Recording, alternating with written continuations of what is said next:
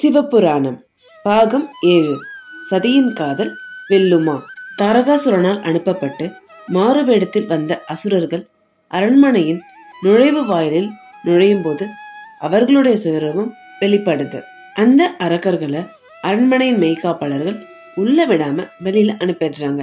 இதை கண்ட தக்ஷன் தன் மகளுக்கு விருப்பமான மணமகன் வந்திருப்பான்னு முடிவு செய்து நுழைவு வாயிலை மூட தன் பாதுகாவலருக்கு உத்தரவிடுறாரு.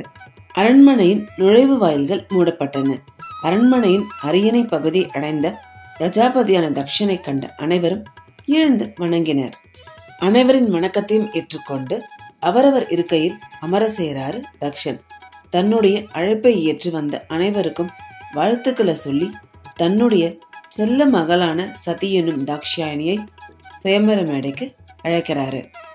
தன் தோழிகளுடன் கையில் மாலையுடன் திருமண கோலத்தில் தன் தந்தையின் ஆணையை ஏற்று தன் மனதில் கொண்ட காதலை மறைத்து சபையில் கூடிய அனைவரின் முன்னிலையில் மகிழ்வில்லாத புன்முறுவலுடன் தாக்ஷாயணி தேவி வந்தார். தந்தையான தக்ஷ பிரஜாபதி தன் மகளின் திருமண கோலத்தை கண்டு மிகுந்த மகிழ்ச்சி அடைகிறாரு. பின் சபையின் முன்னிலையில் தன் மகளான தாக்ஷாயணி தேவியை அறிமுகம் செய்கிறாரு. சபையில் கூடியுள்ள அனைத்து இளவரசர்களின் திறமைகளையும் அவர்கள் ஆளும் பகுதிகளின் வளங்களையும் பற்றியும் தன் மகளான தாக்ஷாயணியிடம் சொல்லி, உனக்கு பிடித்த கணவனை இங்கு வந்துள்ள இளவரசர்களில் தேர்வு செய்து கொள்வாயாகனு தக்ஷ பிரஜாபதி சொல்றாரு. தந்தையின் வார்த்தைக்கு மதிப்பு கொடுத்து சபையின் மையத்தில் இருந்த மேடையில் ஏறி அங்கு வந்த இளவரசர்களை பார்க்க தொடங்கினார் தாக்ஷாயணி.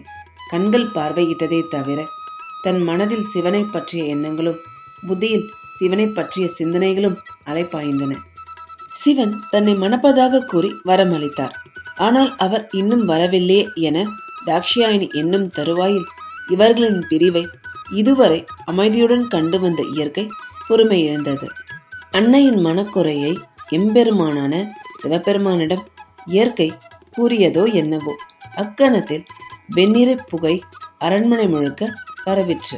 அந்த வெண்ணிற புகையின் மையத்தில் பிறை சூடிய சிவபெருமான் உதயமானார். இதுக்கப்புறம் என்ன நடந்ததுன்னு தெரிஞ்சுக்க மறக்காம தமிழ் லைப்ரரி சேனலை சப்ஸ்கிரைப் பண்ணிடுங்க. அடுத்த வீடியோல உங்களை சந்திக்கும் வரை உங்களிடமிருந்து விடைபெறும் நான் யாழிசை.